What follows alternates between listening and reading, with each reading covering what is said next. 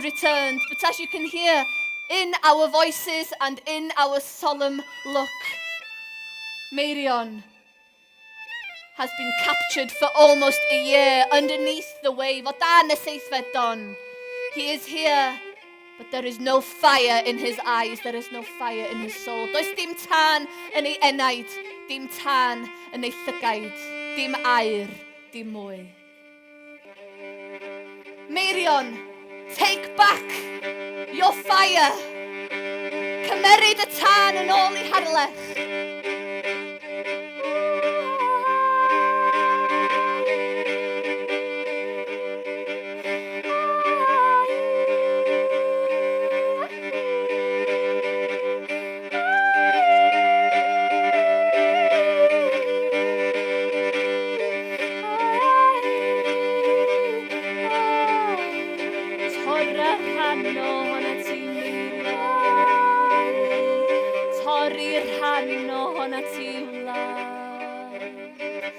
Torri'r rhan ohona ti Meirion.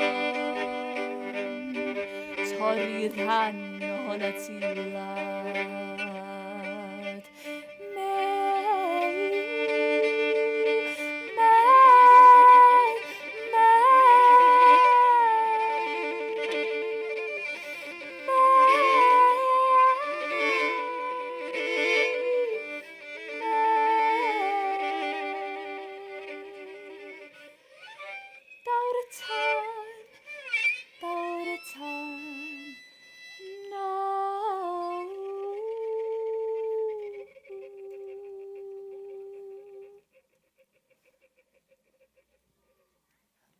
Stop.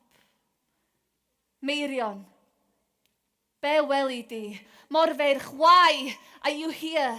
Pam ti nôl? Why are you here? Why do you need this golden talk? Now Meirion is back on our lands. Pam rwyt yn dychwelyd y morfeirch? The giant seahorses are back, but to claim what? Do you want the talk? Now we understand. Meirion, do you promise to restore this land? Do you promise to save our seas? Do we all promise to look after our seas? Ydan ni yn gaddo I edrych ar ôl ein mamwlad, ein gwlad ni, ein diwylliant ni, ein cenedl ni, rhag gwastraff from this waste. Ar diwedd y dydd, dim ond angen eu cartref yn lan ac yn gynnes fel yn I gyd.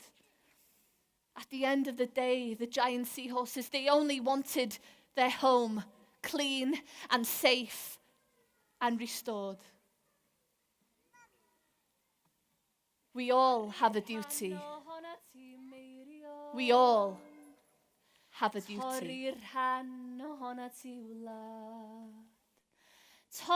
rhan ohona ti Meirion. Torri'r rhan ohona ti wlad.